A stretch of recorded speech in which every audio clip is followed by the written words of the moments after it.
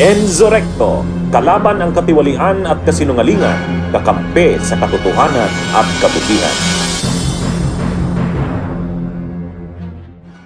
Matapos po ang naganap na halalan kahapon, inilabas na po ang partial result ng nasabing halalan. Dito po mga kabunyog, maraming mga kandidato ni Digong at sa alyansya ni PBBM ang nalaglag at hindi nakasama sa Magic 12.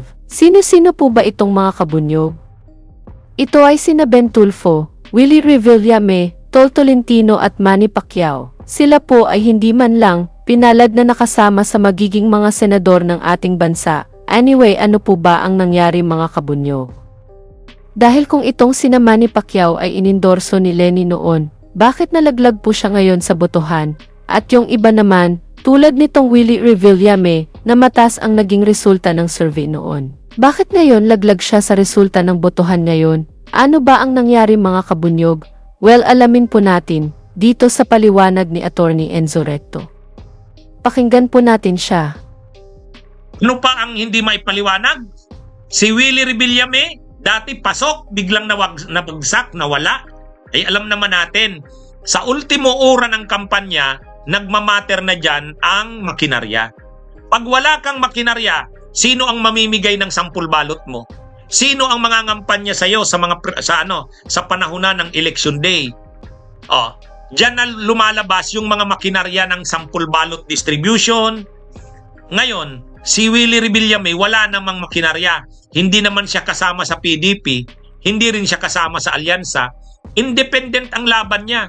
Ngayon, sa independent na laban, pwede yan sa panahon na nagkakampanya pa lang kayo. Pero pagdating na dun sa dulo, yung gapangan na sa mga presinto, yung pagdidistribute na ng mga 10 ballots, kasi maraming mga botante kumukopya na lang ng iboboto nila galing sa 10 ballots, ay hindi naman kasama si Willie Revillame doon. Kasi wala siya sa alyansa. Wala din siya doon sa Duterte. Yan, nagsuffer si Willie Revillame dyan. Nakuha nyo mga kabunyog mga kababayan? Ganun din si Manny Pacquiao. Si Manny Pacquiao wala ring makinarya. Walang makinarya. Kaya, ito namang si Abalos, talagang natalo yan si Abalos kasi hinila yan ng mga ng mga Duterte. Talagang prinuyekto nila si Abalos na wag manalo. Prinuyekto nila si Abalos. Kawawa nga si Abalos eh. Kasi, alam nyo naman si Abalos, bilang DILG Secretary, nakasuhan siya yung aktibong kay Bantag, ganun din kay Kibuloy, ganun din kay Duterte. Hindi na kay Duterte. Kay Kibuloy, itong si Benhur Abalos. Kaya mainit ang dugo ng mga DDS kay Abalos. Talagang pinagkaisahan yan na wag manalo. Gayon din si Francis Tolentino. Masama ang loob ng mga DDS kay Francis Tolentino kasi iniwan sila. Iniwan sila. Kaya yan mga kabunyog ang nangyari dyan. Yan ang mga paliwanag dyan. Bakit nalaglag si Willie Revillame? Kasi yung dulo ng kampanya, galawan na yan ng makinarya. Walang makinarya si Willie Revillame. Sikat lang siya. Kaya sa mga unang survey, nandun siya, pumapasok. Pero pagdating na dun sa gapangan na, yung mga ultimo ura na, yung last hour ng mga gapangan, 10 ballots, gapangan sa presinto, wala na. Nalaglag na si Willie Revillame. Ganon din si Manny Pacquiao. Ganon din si Manny Pacquiao. At si Manny Pacquiao, taga Mindanao. Ang Mindanao nagkaisa laban sa line-up ni Duterte, ni Marcos eh.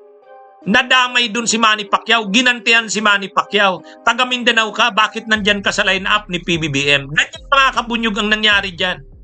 Ganyan ang nangyari dyan. Ngayon, bakit naman si Amy Marcos at saka si Camille Villar, dati ay halos malaglag na yan sa 11, 12, 13, 14, bakit bigla nakapasok? Yung last na, yung pagdala ng PDP laban. Nung una kasi, hindi naman dinadala ng PDP laban. Si Sara lang ang nagdadala. Pero nung bandang uli, nag-command na ang PDP laban. Dalhin na natin si Camille Villar at si Amy Marcos para lang mas maraming manalong senador ang kakampi ni Sara. O di ba? Last hour na yon, May 10 na yun eh. May 10 na lumabas yun.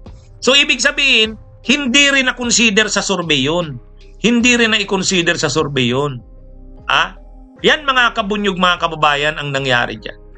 Kaya ako, kinikwento ko lang sa inyo Ano yung mga pangyayari na hindi na-consider sa surveys? Yan. Yan ang mga pangyayaring hindi na-consider sa surveys. Bakit biglang nakarecover si Amy at si Camille Villar? Naalala niyo yung sinasabi ko? Kahit i-endorse ni Sara si Amy at si Camille Villar, hindi naman siya dinadala ng PDP Laban at ng mga DDS. Sa bandang huli, nung May 10, biglang lumabas yung resolution ng PDP, ino-orderan lahat ng DDS na dalhin na ninyo si Amy at si Camille para lang hindi ma-impeach hindi ma-convict si Sara sa impeachment. 'Di ba ganon?